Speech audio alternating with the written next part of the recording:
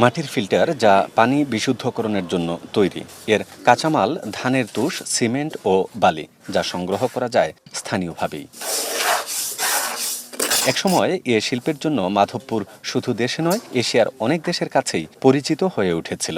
দেশের পূর্বাঞ্চলের চাহিদা মিটিয়ে এখানকার ফিল্টার রপ্তানি হতো পাশের দেশ ভারত ও পাকিস্তানে। কিন্তু সময়ের সঙ্গে এখন শক্ত প্রতিযোগিতা করতে হচ্ছে আধুনিক প্রযুক্তির ফিল্টারের সঙ্গে। মাধবপুর উপজেলার রায়পাড়া গ্রামের হীরালাল রায়ের হাত ধরে এই ফিল্টারের আবির্ভাব ঘটে ১৯৪৭ সালে। দামে সস্তা আর টেকসই হওয়ায় তখন থেকেই বাণিজ্যিকভাবে প্রসার ঘটতে থাকে ফিল্টার শিল্পের। 3 ক্রুশির ফিল্টার থেকে রিসার্চ করে ওইটা আসছে বোতলটা থেকে রিসার্চ করে এখন আসছে ওই ফিল্টার কার্বন আমরা যেটা তৈরি করি। এখন এটা আপনার এই বালি কয়লা তুষ দিয়ে সেটা জ্বালায় বিভিন্নভাবে ইয়ে করে মেকানিক্যাল আছে এটার মধ্যে, এটা দিয়ে সেটা পানিটা ফিল্টার হয়, আয়রনটা মুক্ত হয় একদম। সময়ের চাহিদা অনুসারে দেশে প্রযুক্তির ব্যবহারে নানান ধরনের ফিল্টার বাজার দখল করলেও মাটির ফিল্টারের চাহিদা কমেনি।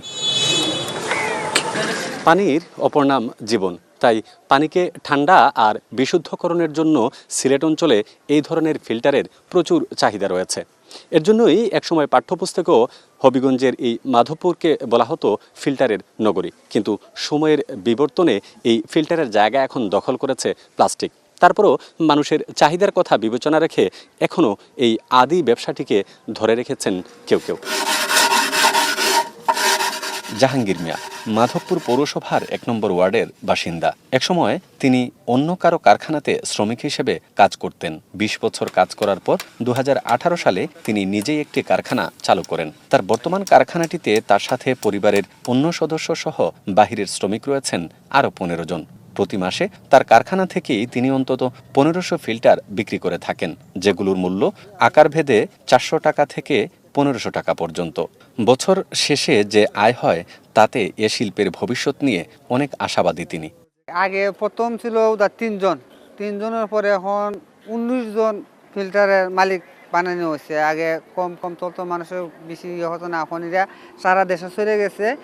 উপজেলাতে বর্তমানে কারখানা রয়েছে ২০টিরও বেশি, যেখানে এই শ্রমের সাথে জড়িত রয়েছেন অন্তত ৫০ শ্রমিক। শ্রমের বিনিময়ে তাদের আয় উপার্জনও এলাকার দারিদ্রতা ঘোচাতে ভূমিকা রাখছে। ছেলে মেয়ে নিয়ে তো অনেক কিছু কাজ করা যায় না, এটা নিয়ে কাজ করলে আমরা অনেক সময় জীবনযাপন করতে পারি। কান্দা দিব, এবারে ফিনিশিং করবো, এবারে মুজাক করবো, এইভাবে করে সেরে মনে কর্মচারীরা 10টা করলে আপনি ৫,০০০ টাকা বেতন হইব।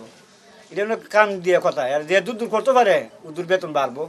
তবে পুঁজির যোগান আর চলমান বাজার প্রতিযোগিতায় পিছিয়ে পড়েছেন কোনো কারখানা মালিক। কাঁচামালের দাম বৃদ্ধি আর শ্রমিক মজুরি বাড়ায় ব্যবসা চালাতে হিমশিম তাদের।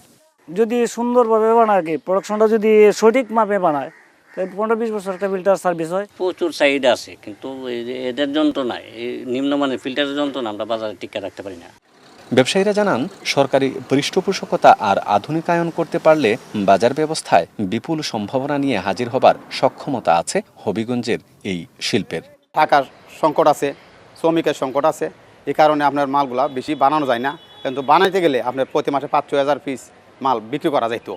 বর্তমানে এই উপজেলা থেকে দেশের বিভিন্ন জেলায় মাটির ফিল্টারের বেচাকেনা হয় ৩০ লাখ টাকারও বেশি। মাটির এই ফিল্টারের অনেক সম্ভাবনা থাকার পরেও শুধুমাত্র অর্থনৈতিক এবং শ্রমিক সংকটের কারণে এর উৎপাদন দিন দিন কমছে।